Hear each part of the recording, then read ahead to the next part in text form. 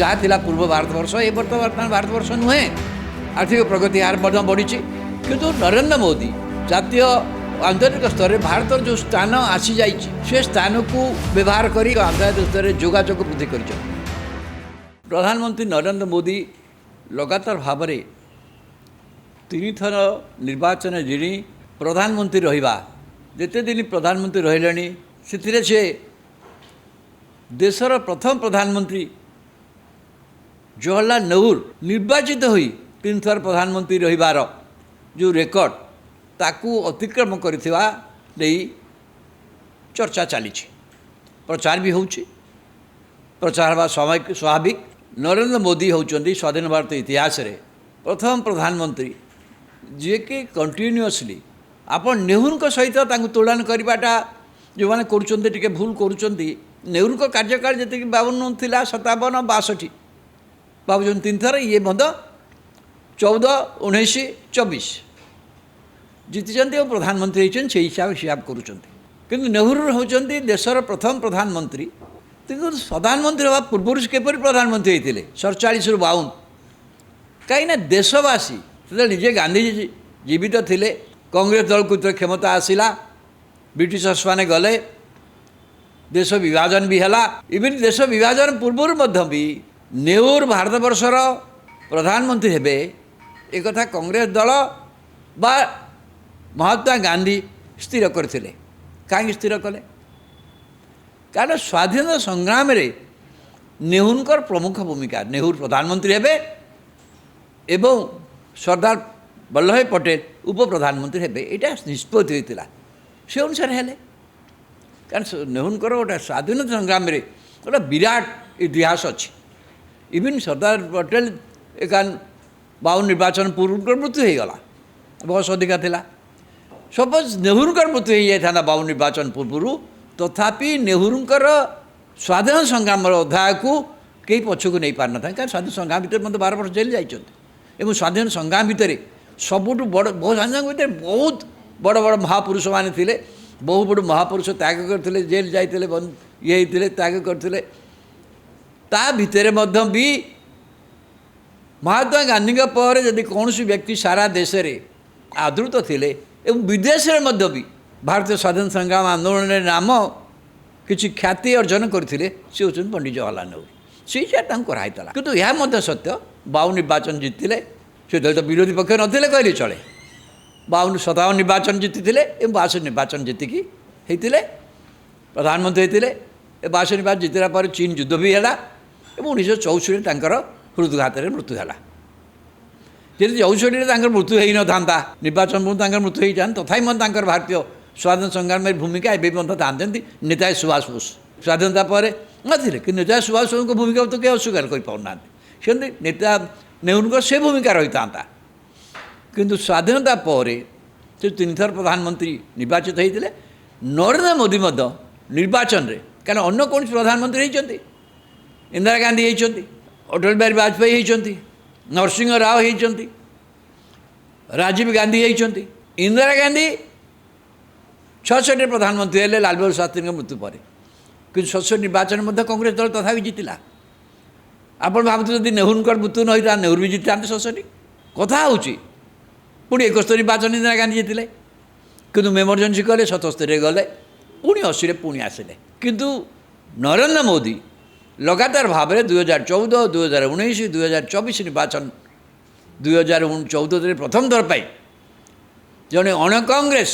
नेता बीजेपी नेता जे संपूर्ण संख्यागरिष्ठता सहित बीजेपी को आणिक सरकार कले सेटा गोटे प्रथम भूल ए वाजपेयी कर से कथा वाजपेयी मेंट सरकार करते जो वाजपेयी सबुठ बड़ नेता बीजेपी रे थिले आडवाणी थिले कि से बीजेपी की संख्यागरिष्ठता दे पार नथिले किंतु यांकर नेतृत्व में बीजेपी संख्यागरिष्ठता 2014 पाइला 2019 संख्यागरिष्ठता बढ़ला 300 टपिगला कि 2024 रे सरकार है किंतु पूर्ण संख्यागरिष्ठता ना भी एनडीए सहायतार ये पुणी प्रधानमंत्री होती प्रधानमंत्री भाव में सी निर्वाचित प्रधानमंत्री भाव में नेहरूंकर जो रेकर्ड था टपिले बोली कहबार यथेष कारण अच्छी तथ्य दृष्टि कहला पंडित नेहरू बा नरेंद्र मोदी 2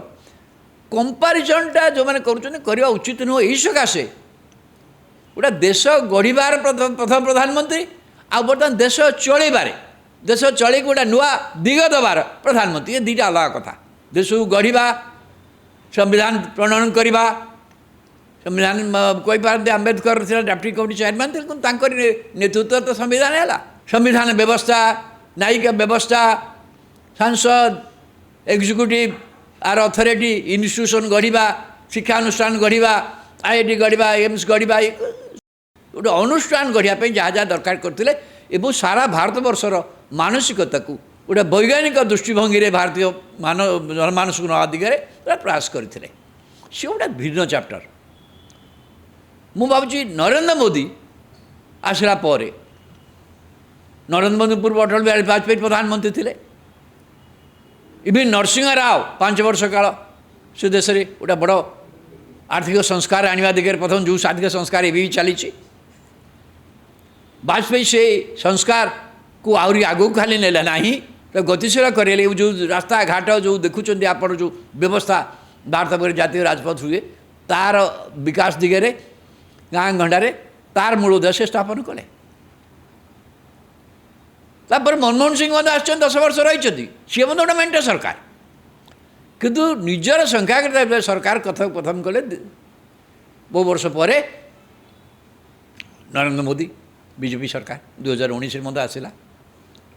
सी जड़े हार्ड वर्किंग अत्यंत कठिन परिश्रम करुवा व्यक्ति ए विषय कई अस्वीकार करें एवं जेहेतु सी एत दिन रही सी जो देशर दायित्व नहीं से देशर व्यवस्था स्थिति मु भावी से प्रथम अवस्था सु संपूर्ण भिन्न से देश तो खाया को नाला देश खाद्यपेय विदेश पर निर्भर करूला जानते अलमोस्ट 69 मसीहा पर्यंत किंतु यांकर समय से स्थिति नाला देशर विकास आस जाइला आईटी जुग आसी जाइला नरसिंह राव पर आईटी जुग आसीगला आहरी प्रोत्साहित कले वाजपेयी समय कम्युनिकेशन संप्रसारित थिला कि सोशल मीडिया फीडिया ये सब तो नाला जोगाजोग ताकू सब व्यवहार कले मत भी नरेंद्र मोदी एवं नरेंद्र मोदी समय देशर आर्थिक गति कि बढ़ापी केते गुड़े कार्य करने भितर से गोटे बड़ कथा जोटा कि जो कि अनेक दिन कविता जो से भोट पाइबार गोटे कारण होती गोटा हूँ मागणा खाद्य गरीब कल्याण योजना आगुरी थिला खाद्य सुरक्षा आईन संप्रसारित कर गरीब कल्याण योजना मागणा खाद्य दिहूँ 80 कोटी लोक पीएम किसान 2019 निर्वाचन पूर्व है कृषक मान अवस्था देखी मासक 6000 टंकार सहायता कृषक मान पाँच प्राय 12 कोटी कृषक पाँच आयुष्मान भारत स्वास्थ्य क्षेत्र कर जातीय जेहेतु भारत वर्षर आर्थिक स्थितिर मत विकास हो जहाँ पूर्व भारत वर्ष ये बर्तमान भारत वर्ष नुहे आर्थिक प्रगति हार बढ़ी किंतु नरेंद्र मोदी जातीय आंतरिक स्तर में भारत जो स्थान आसी जाइए से स्थान को व्यवहार करी आंतर्जातिक स्तर में जोगाजोग वृद्धि कर माने जदि मु भावुची एगेन नेहरू कथा सन्दर्भ मु कहबी Nehru international image was different से स्वाधीनता पूर्व सृष्टि होता और स्वाधीनता पर सी विश्व इतिहास रे शांति स्थापन दिगरे केतोला नुआ इनिशिएटिव से नहीं थे non conference Bandung conference international peace effort सेटा करथिले से किंतु ये इंटरनेशनल क्षेत्र में गोटे कथा करिसंती भारतर जो विराट बड़ मार्केट सबुठु बड़ मार्केट बड़ बजार भारतवर्ष भारतर आईटी विज्ञान दृष्टिमंद किसी अभिवृद्धि होती भारतर पर्सनाल माने ट्रेन पर्सनाल माने विश्वर विभिन्न देश में अच्छा विश्व एभली कौन देश ना जो भारतवर्ष लोक नहीं अमेरिका टू इंग्लैंड टू आरम्भ कर यूरोप टू चारिड़े भारतवर्षर ट्रेंड लोक मैंने भी अच्छा जो भारतवर्ष नुआ भित्तिभूमि भितर एवं से नरेंद्र मोदी विश्वर विभिन्न देश को गस्त जरिया विभिन्न कार्यक्रम जरिया भारतवर्ष में बहुत बड़ बड़ G27 ठू आरम्भ कर ब्रिक्स ठू आरम्भ कर कॉन्फ्रेंस जरिया आंतर्जातिक जोगाजोग बढ़े देते इंटरनेशनल इतने दिन प्रधानमंत्री द्वारा भारत विश्वर सबू नेता मान सहित व्यक्तिगत जोगाजोग खूब भल किंतु व्यक्तिगत जोगाजोग बहुत भल कहीं अस्वीकार करें कि जोगाजोग करने द्वारा किंतु आमर जोटा बड़ कथा भारत वर्षर आमर पड़ोसी राष्ट्र आमर सी समय सर्जिकल स्ट्राइक पाकिस्तान को जवाब दिगला पुलवामा आतंकवादी घटना पर କିନ୍ତୁ ପୁଲୱାମା ଆତଙ୍କବାଦୀ ଘଟଣାର ପ୍ରକୃତ ରହସ୍ୟ ଜଣାପଡ଼ିଲାନି। ସେଠି ଯେଉଁ ସିଆର୍ପିଏଫ୍ ଲୋକମାନେ ଏତେ ସଂଖ୍ୟାରେ ମୃତ୍ୟୁ ହୋଇଗଲା, ଆମେ ଗୋଟେ ସର୍ଜିକାଲ୍ ଷ୍ଟ୍ରାଇକ୍ କରି ଠିକ୍ ଅଛି ପାକିସ୍ତାନକୁ ଜବାବ ଦିଆଗଲା। ଏବେ ମଧ୍ୟ ଆମେ ଅପରେସନ୍ ସୁନ୍ଦର ଜରିଆରେ ପହଲଗାମ ଘଟଣା ପରେ ମଧ୍ୟ କରିଛୁ ଆମେ, କିନ୍ତୁ କରିବା ଫଳରେ ଠିକ୍ ହେଇଛି, ଜବାବ ଦରକାର ଥିଲା। କିନ୍ତୁ ପାକିସ୍ତାନ ଗୋଟେ ଯେ ଆମର ପଡ଼ୋଶୀ ତା ସହିତ ସମ୍ପର୍କ ବିଲକୁଲ ଚାଲିଯାଇଛି। ଆମ ସହିତ ତାଙ୍କର ଯୋଗାଯୋଗ ଓ ଡାଇଲଗ୍ ପ୍ରୋସେସ୍ ଭାରତ ପାକିସ୍ତାନ ଭିତରେ ଗୋଟେ ନେବରିଂ କଣ୍ଟ୍ରି ନାହିଁ କହିଲେ ଚଳେ। ଅନ୍ୟ ନେବରିଂ କଣ୍ଟ୍ରି ସହିତ ମଧ୍ୟ ଆମ ସମ୍ପର୍କରେ ବହୁତ କେବଳ ଶ୍ରୀଲଙ୍କାକୁ ଛାଡ଼ି ନେପାଳକୁ ଛାଡ଼ିଦେଲେ, ନେପାଳ ଟୁ ସମ୍ ଏକ୍ସଟେଣ୍ଟ ଶ୍ରୀଲଙ୍କା, ଆମର ସେତେଟା ପଡ଼ୋଶୀ ରାଷ୍ଟ୍ରମାନଙ୍କ ସହିତ ସେହି ଧରଣର ବନ୍ଧୁତ୍ୱ ଯେ ଆମେ ଗୋଟେ ପଡ଼ୋଶୀ ଲିଡର ହିସାବରେ ଯେଉଁଟା ସାର୍କ ଦେଶ କୁହାହେଉଥିଲା, ସେ ସାର୍କ ଦେଶ ବର୍ତ୍ତମାନ ମଳିନ ହୋଇଯାଇଛି ନାହିଁ କହିଲେ ଚଳେ। ଆମେରିକା ରାଷ୍ଟ୍ରପତିଙ୍କ ସହିତ ତାଙ୍କର ବ୍ୟକ୍ତିଗତ ସମ୍ପର୍କ ବହୁତ ଭଲ, କିନ୍ତୁ ତାଙ୍କର ଟ୍ରମ୍ପଙ୍କ ଶାସନ କାଳରେ ଭାରତକୁ କ'ଣ ମିଳିଛି? ଭାରତ କୌଣସି କନସେସନ୍ ପାଉନି, ବରଂ ବୁଆ କହୁଛି ମୁଁ କରିଦେଲି, ଯୁଦ୍ଧ ବନ୍ଦ କରିଦେଲି, ଆମ କରିଦେଲି, ଭାରତକୁ ଅପମାନିତ କରାହେଉଛି, ଟ୍ରେଡ୍ ମଧ୍ୟ ଅପମାନିତ କରାହେଉଛି। ତାଙ୍କର ସମ୍ପର୍କ ଚୀନ ରାଷ୍ଟ୍ରପତି ସହିତ ମଧ୍ୟ ଭଲ, ଜିଙ୍କ ସହିତ ନରେନ୍ଦ୍ର ମୋଦିଙ୍କର, କିନ୍ତୁ ତା ସହିତ ଆମର ଚୀନ ବ୍ୟବସ୍ଥାର ଆମେ ସୁଧାରି ପାରୁନୁ। ଚୀନକି ଆମେ ଗୋଟେ ବିଶ୍ୱାସଯୋଗ୍ୟ ପଡ଼ୋଶୀ ଭାବରେ ଗ୍ରହଣ କରିବା କଷ୍ଟ ହୋଇଯାଇଛି, ଯଦ୍ୟପି ଚୀନ ସାଥିରେ ବାଣିଜ୍ୟ କାରବାର ବହୁତ ବଢ଼ିଯାଇଛି। ଆମର ଏକମାତ୍ର ବନ୍ଧୁ ରାଷ୍ଟ୍ର ଭାବରେ ରୁଷ ବି ଆଗରୁ ଆମର ବନ୍ଧୁ ରାଷ୍ଟ୍ର ଥିଲା, ଏବେ ବନ୍ଧୁ ରାଷ୍ଟ୍ର ଭାବରେ ରହିଛି। କିନ୍ତୁ ଭାରତର ଆନ୍ତର୍ଜାତିକ ଭୂମିକା ଜଣେ ବିଶ୍ୱର ତୃତୀୟ ବିଶ୍ୱର ଗୋଟେ ପ୍ରମୁଖ ଦେଶ ଭାବରେ ବିଶ୍ୱ ଶାନ୍ତି ପ୍ରତିଷ୍ଠା ଦିଗରେ ଯେଉଁ ଅଗ୍ରଣୀ ଭୂମିକା ନେବା କଥା, ସେଇଟା ତ ଅନେକ କଥାରେ ହେଇନି। କିନ୍ତୁ ନରେନ୍ଦ୍ର ମୋଦି ନିଶ୍ଚୟ ହାର୍ଡ଼ ୱାର୍କିଂ, ସିଏ ଏନ୍ଡିଏ ଦଳମାନଙ୍କୁ ଯେଉଁଭଳି ଭାବରେ ରଖିବାରେ ସକ୍ଷମ ହୋଇଛନ୍ତି, ତାଙ୍କ ଭିତରେ ଭାଗଭାଗ ବି ହେଉନି, ଯିଏ ଚାଲିଯାଉ ତାକୁ ପୁଣି ଆଣିକି ରଖୁଛନ୍ତି। ନୀତିଶ କୁମାର ସାଙ୍ଗେ ହେଇଥିଲା, ପୁଣି ବୁଝାମଣା କଲେ। ଏଇ ଯେଉଁ ରାଜନୈତିକ କାର୍ଯ୍ୟକଳାପ ତାଙ୍କର ଦେଖିବେ, ଏବଂ ଯେଭଳି ଭାବରେ ସେ କରୁଛନ୍ତି, ବିଙ୍ଗ ସପୋର୍ଟେଡ଼, ମାନେ ତାଙ୍କୁ ଏ କ୍ଷେତ୍ରରେ ଅମିତ ଶାହା ନିଶ୍ଚୟ ସହାୟତା ହେଉଛନ୍ତି। ଇଏ ଗୋଟେ ଉଲ୍ଲେଖନୀୟ। ଭାରତବର୍ଷ ସେହି ଧରଣର ରାଜନୀତି ବିପକ୍ଷ ଦଳରେ କରିବାକୁ କେହି ନାହାନ୍ତି, ଏଇଭଳିଆ ସ୍ଥିତି ହେଇଛି। ବିରୋଧୀ ପକ୍ଷ ଅଛି, ବିରୋଧୀ ପକ୍ଷ ହାତରେ ସମର୍ଥନ ବି ଅଛି, କିନ୍ତୁ ବିରୋଧୀ ପକ୍ଷ ହାତରେ ସେହି ଧରଣର ଦକ୍ଷତା ପ୍ରଦର୍ଶନକାରୀ ବ୍ୟକ୍ତିତ୍ୱର ଗୋଟେ ଅଭାବ ଦେଖାଦେଇଛି। କିନ୍ତୁ ଆପଣ ଏକଥା ମଧ୍ୟ କହିବାକୁ ନିଶ୍ଚୟ କହିବେ ଯେ ପରିବର୍ତ୍ତନଟା କ'ଣ ହେଇଛି, ମାନେ ବ୍ୟସ୍ତତାରେ ତାଙ୍କର ପ୍ରୋପାଗାଣ୍ଡା ହେଉଛି ଅଧିକ। ତାଙ୍କର ଯେଉଁ ମୂଳ କଥା ହେଉଛି ପ୍ରୋପାଗାଣ୍ଡା, ସେଇଟା ଠିକ୍ ଅଛି। ଯେଉଁ ସାରା ଭାରତବର୍ଷର ଗଣମାଧ୍ୟମ ପ୍ରୋପାଗାଣ୍ଡା କରୁଛନ୍ତି, ଠିକ୍ ଭାବରେ ହେଉ ବା ଭୁଲ ହେଉ, ତାଙ୍କ ସପକ୍ଷରେ ନିଶ୍ଚୟ ପ୍ରୋପାଗାଣ୍ଡା ହେଉଛି। କିନ୍ତୁ ତାଙ୍କର ଯେଉଁ ମୂଳ କଥା, ମୌଳିକ କଥା, ସେ ଯେଉଁ ଗୁଜରାଟରୁ ଆସିଥିଲେ, ଗୁଜରାଟରେ ମଧ୍ୟ 12 ବର୍ଷ ମୁଖ୍ୟମନ୍ତ୍ରୀ ରହିଛନ୍ତି। ଗୁଜରାଟକୁ ଯେଉଁ ବିକାଶର ଢାଞ୍ଚା ପ୍ରଥମେ ଯେଉଁ ହେଲା ଦଙ୍ଗା ହେଲା, ତାପରେ ସେ ଗୁଜରାଟକୁ ଯେଉଁ ବିକାଶର ଢାଞ୍ଚା ଦେଖାଇଲେ, ସେ ବିକାଶ ମଡ଼େଲକୁ ଆଣି ଭାରତବର୍ଷରେ ଆକ୍ସେପ୍ଟେବୁଲ୍ ମଧ୍ୟ କରାଇଲେ ଯେ ଏଇ ବିକାଶ ଢାଞ୍ଚା ହେବ।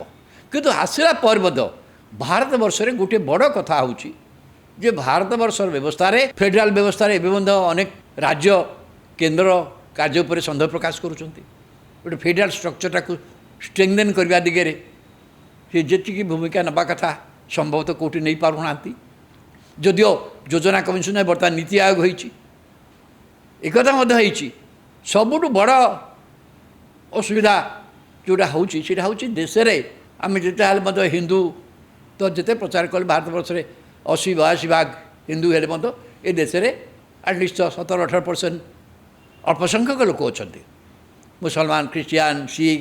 ଏମାନଙ୍କ ଭିତରେ ସେହି ଧରଣର ବିଶ୍ୱାସ ନାହିଁ। ବିଶେଷ ଭାବରେ ମୁସଲମାନ ବିରୋଧୀ ଯେଉଁ ଭାବମୂର୍ତ୍ତି ତାଙ୍କର ଥିଲା, ସେଇଟାକୁ ଏବେ ମଧ୍ୟ ସେ କାମ ରଖିଛନ୍ତି। କାରଣ ତାଙ୍କ ମନ୍ତ୍ରିମଣ୍ଡଳରେ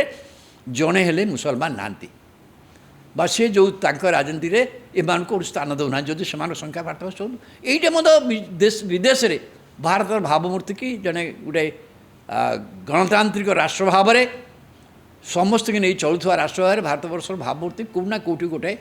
ସନ୍ଦେହରେ ପକାଉଛି। ଆଉ ସବୁଠୁ ବଡ଼ କଥା ହେଉଛି ଆମେ ବ୍ୟବସ୍ଥା କ'ଣ, ସେ ଗୋଟେ ବଡ଼ କଥା କଲେ ତାଙ୍କ ନେତୃତ୍ୱରେ ହେଇଛି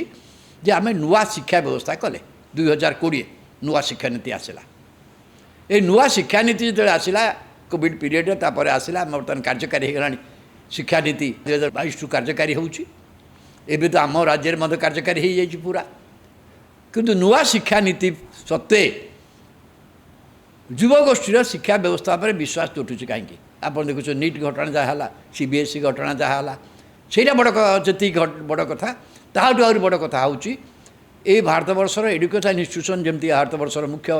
IIT କୁହନ୍ତୁ ଏମ୍ସ କୁହନ୍ତୁ ଟେକ୍ନିକାଲ ଇନଷ୍ଟିଟ୍ୟୁସନ୍ କୁହନ୍ତୁ ମ୍ୟାନେଜମେଣ୍ଟ ଇନଷ୍ଟିଟ୍ୟୁସନ୍ କୁହନ୍ତୁ